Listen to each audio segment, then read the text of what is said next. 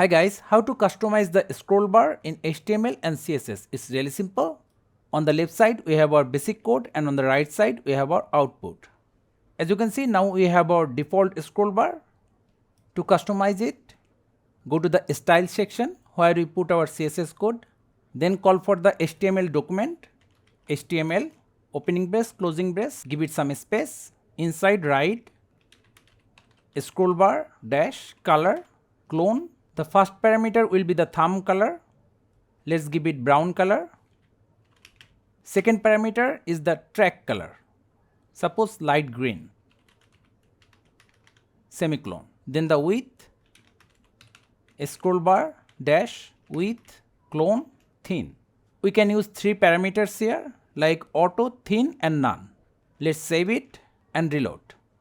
See, we have our custom scroll bar. But this will change the color of all of the scroll bars in the page. If we want to apply it for a specific div or container, like only inside this div, we can just copy this part, then call for the div class. Inside the class, just paste this, save, reload. But as you can see, we cannot able to see our scroll bar, so we will change the scroll bar width to auto. Save, reload. See, it's really that simple.